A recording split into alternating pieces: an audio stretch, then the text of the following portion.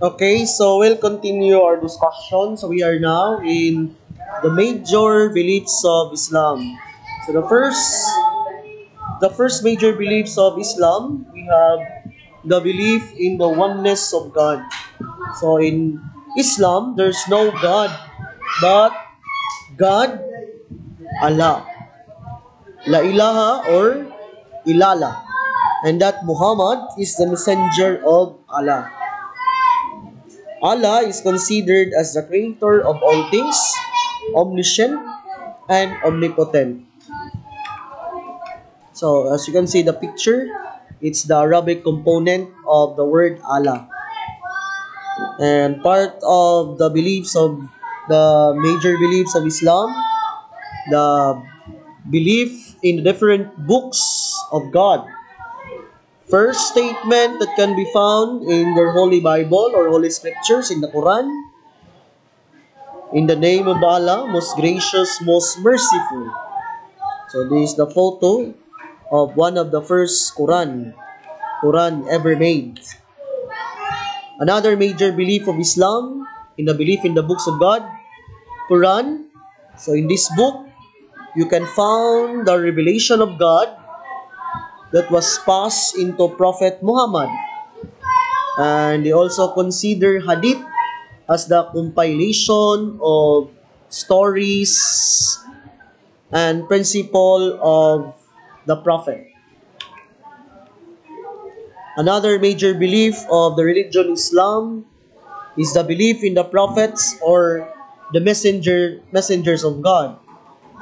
For the Muslim, they believe that the prophets are the bridge between the connection between God and humans. And they also consider final prophet of God to Prophet Muhammad. So the final prophet of God is Prophet Muhammad. The last and final prophet. It's the Prophet Muhammad. So that's the belief of majority of the Muslims. Okay.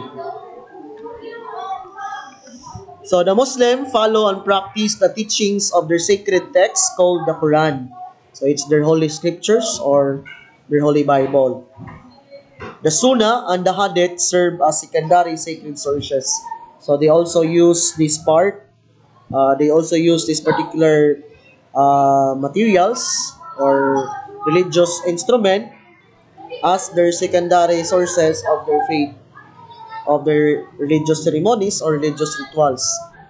The Book of Quran is divided into 30 roughly equal parts known as juz. It has variation translations in over 40 languages. So the Book of Quran is roughly translated into 40 languages around the globe in every country. Muslims, the followers of this religion, adhere to the 6 basic articles of Islamic faith, and they usually apply in their way of life. And these are the following: Tawhid, Malaika, Kutub, Nubuwa, Akira, Al-Qadar. So Tawhid is the belief in Allah as the only and one God. So that's part of their articles of Islamic faith, the Tawhid. The second one, the articles of the Islamic faith, the Malaika, or the belief in angels. And one of the perfect example when Angel Gabriel gave the message to Muhammad during his visitation in the cave. Kutub is the belief in the holy books, and Nubuwa, as part of the Islamic faith or articles of Islamic faith, is the belief in the prophets. And Akira, the belief on the day of judgment. And the last, we have Al-Qadar or the belief in predestination. So these are the 6 basic articles of Islamic faith followed and adhered by all the Muslims. Okay, we'll proceed to the next one.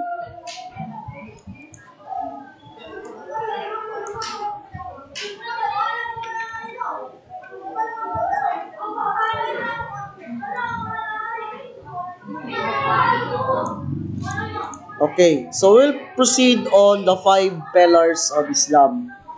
So the five pillars of Islam, maybe you are already familiar with this one. We have Shahada, Salat, Sakat, Saum, and Hajj. So these are very important for the life of the Muslims. It's their part that they should adopt, part of the religious duties, part of the religious obligations that they must follow in their everyday living. Shahada is also considered as declaration of faith as a Muslim. Salat, prayer. Sakat, it involves more on charity works.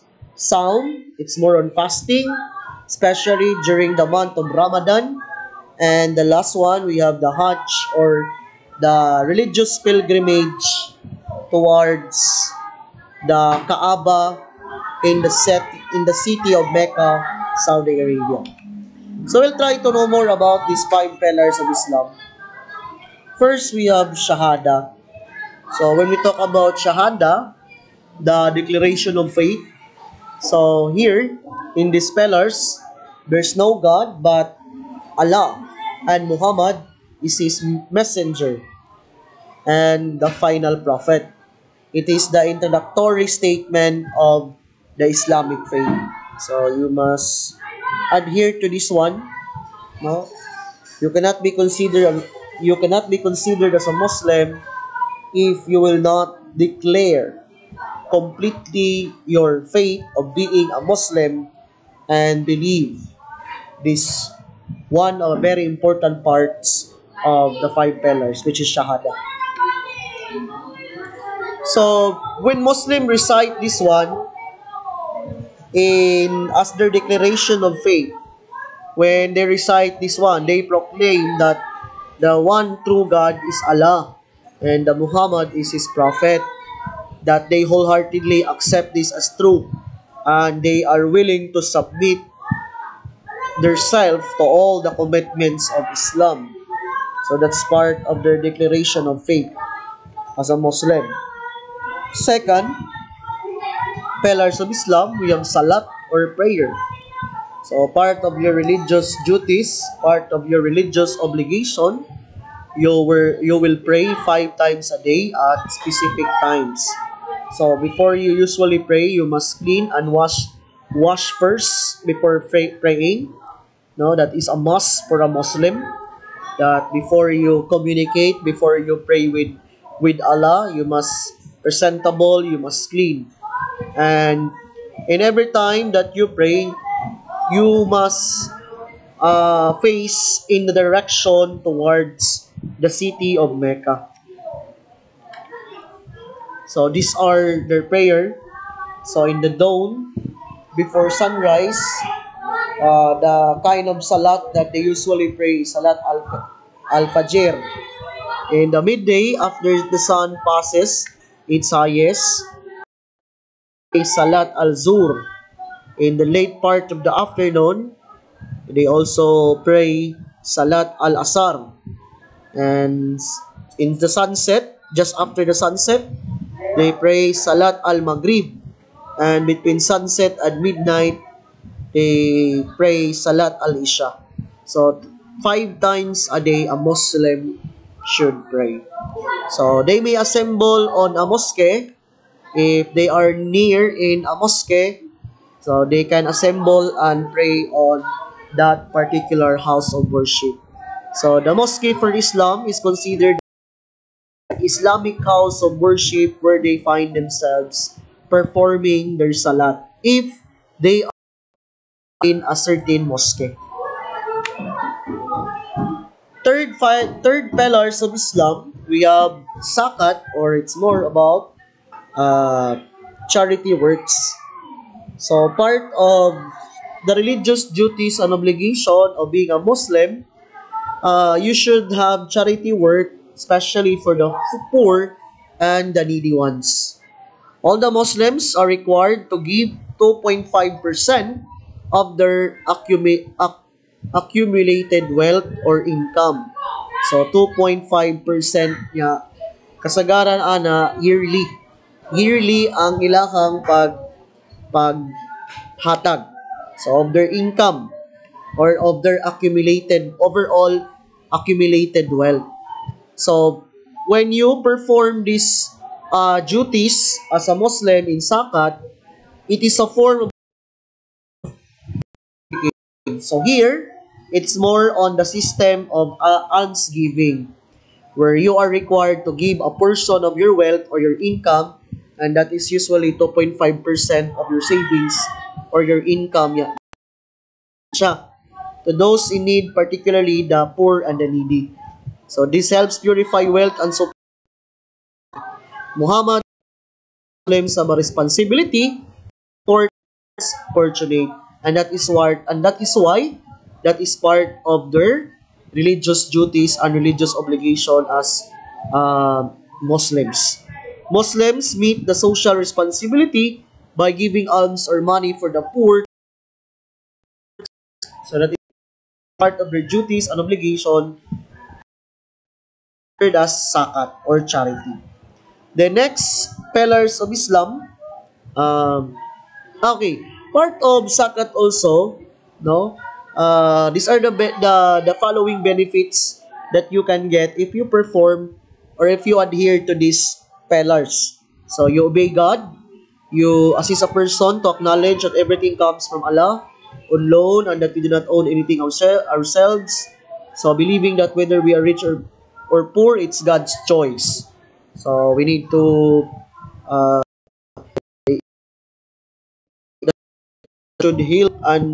should help and give a portion of their money, especially for the poor. Then, part of zakat, we have learning self. Yes, freeing oneself from the love of positions and greed. So, not to be too materialistic. So, this is one of the benefits of performing zakat if you are a Muslim. Freeing oneself from the love of money. That is why you are required to give a portion of your income, a portion of your savings to help the poor people, your neighbors, especially those who are in need. Freeing oneself from the love of oneself and behaving honestly. Fits of as an obligation as a Muslim, as part of the pillars of Islam. Number four, pillars of Islam, we have Saum or fasting. So it occurs during the holidays of, especially during the times of Ramadan, the lunar month of Ramadan. Time they will perform Saum or fasting. So it's more on honor the day when the Quran was first revealed to Muhammad. So here, when you perform these duties or obligation as a Muslim, you are required to abstain drinking alcoholic beverages, sexual acts and immoral acts. So during the Islamic holy month of Ramadan, Muslim must Muslim fasting between dawn and sunset. A simple meal is eaten at the end of the day. Fasting serves to remind to all Muslims that their spiritual needs are greater than physical needs. So it's more on reminding the believers of this particular religion that you need to prioritize your spiritual needs, your spiritual aspect rather than your physical needs, and that is why they perform Saum every lunar month during Ramadan. So, what are the good reasons for fasting according to the religion Islam? So, when you perform fasting or when you perform Saum, you are obeying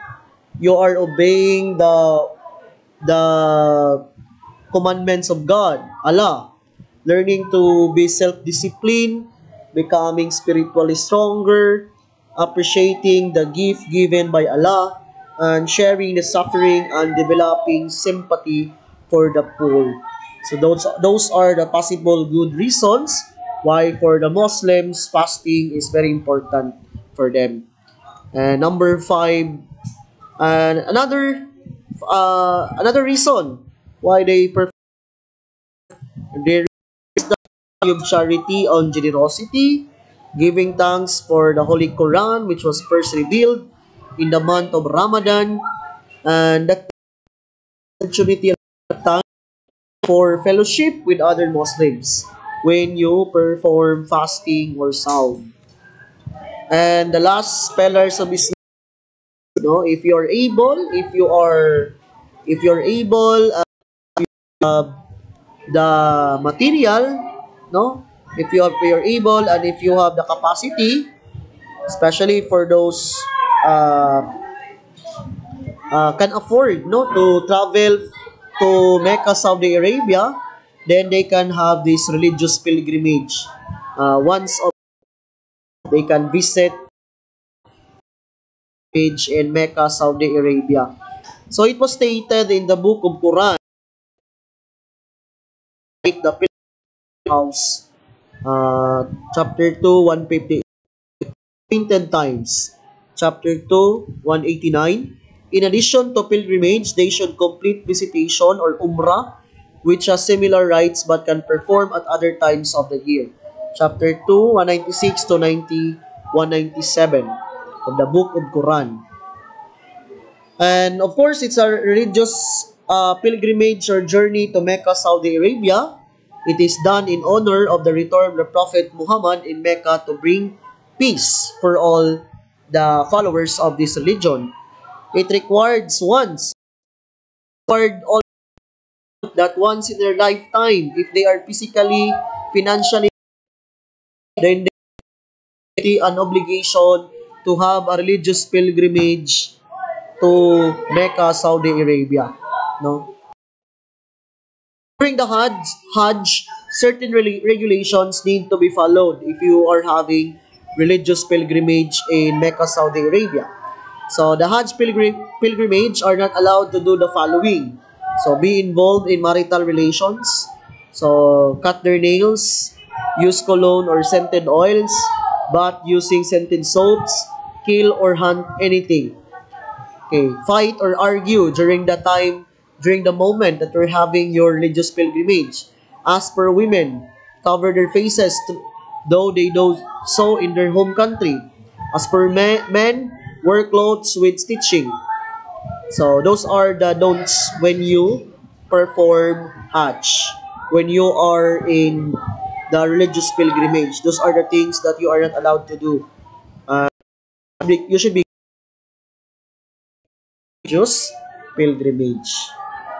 So when we talk about customs and traditions, these are considered to be lawful and forbidden for the Muslims. Halal and haram. So halal, these are the food that are considered by the Muslims, things that are sacred and done to honor Allah. And then haram, these are forbidden things. So halal meat depends on the way it was brought up and how it was slaughtered from the given verse from the Quran. Okay. So lawful and forbidden. So these are the haram. So specific criteria in killing an animal. Must be a Muslim. Yes. The animal must be slaughtered with its throat, severing its artery, trachea, and vein. So naagi specific criteria kung saan pagkatay. Na dapat ang katay kay Muslim niya dapat sa pag-slaughtered sa hayop kuan yun, precise cut sa iyang throat. Then the slaughter must be carried out with the use of razor sharp knife to ensure a quick death that the animals die as quickly as possible. The animal must be hung upside down to allow all the blood to drain. Then another types of haram food that are not allowed for the Muslims: alcohol, the pork products, animals that died, natural disaster, or strangulation. So bawal na sa ilahang pagkaon ana. Then for the customs and traditions for the Muslims, they considered marriage a solemn and a Muslim man may marry women from al-kitab or people of the book, and they consider this one as Jewish, Christians, Sabians, and Zoroastrians. So wala gyud giingon nga dapat Muslim to Muslim. So it is allowed in their traditions, in their religion, that you can marry as long as that person belongs to this people is considered as al kitab, or people of the book. So these are the Jewish, these are the Christians, Sabians, and Zoroastrians.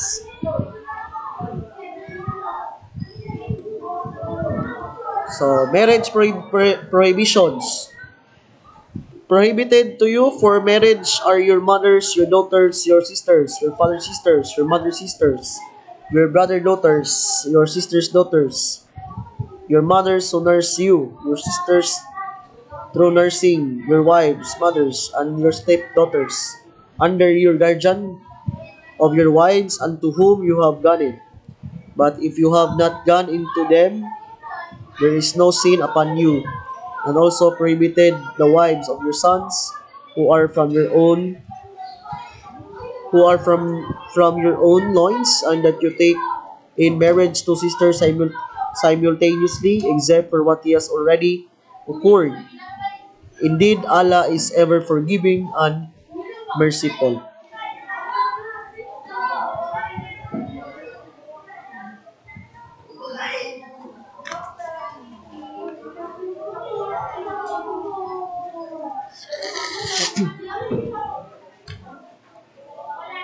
So, in terms of marriage, we all know that the Muslims are allowed to marry multiple wives, no, as long as you can support, no, and they can agree.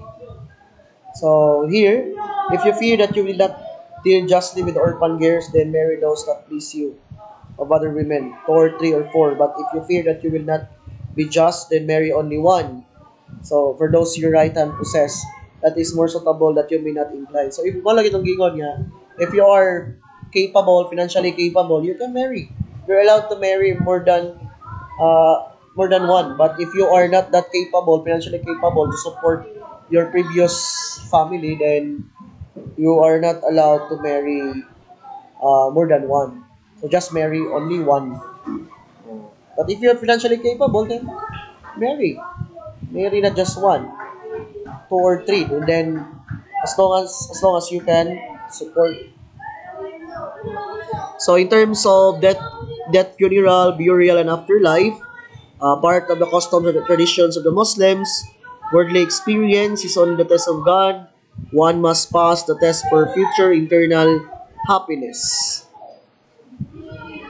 So they believe that whatever challenges, obstacles that you may encounter here in this life, then that's part of the test given by Allah to them.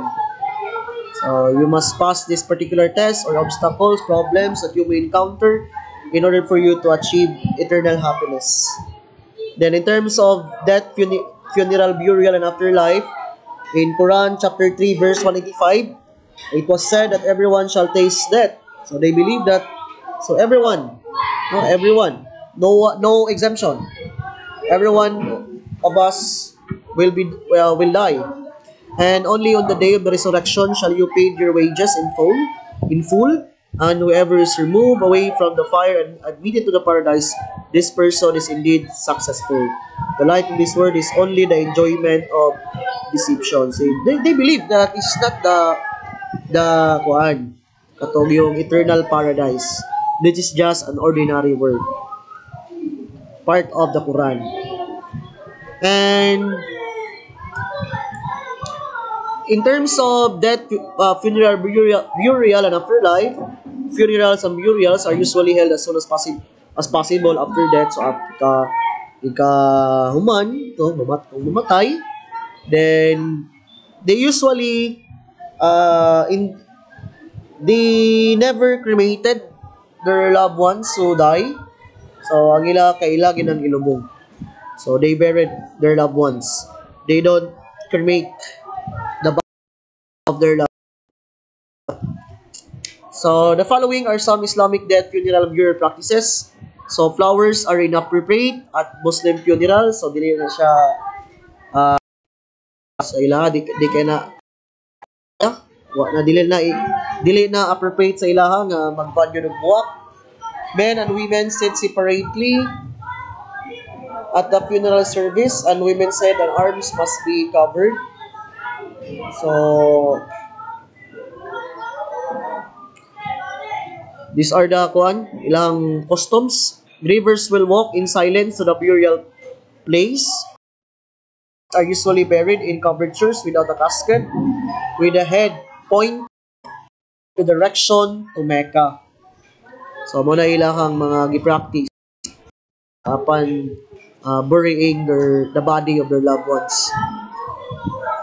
Then another practices of the Muslims in terms of their funeral and burial funeral families will mourn for 3 more days, and some will have get-togethers where food and drinks are served. Bringing simple food and mourning is allowed. Then recording device of any kind are permitted. Pwede na. Then another additional Islamic custom relation to burial practices. The period of mourning for most families is only 3 days. For a new widow or widower, the period of grief is for 4 months and 10 days. So, mabaw ka, usually you are given 4 months and 10 days to mourn for your loved ones, to your partner. Sex mourn for 40 days. During that time, the family on the period of their mourning for a year. Although the anniversary of the death is not observed. Okay. So I think that would be all our discussion regarding about Islam. So if you have any questions, just me if you have any questions. So good afternoon and thank you for your listening.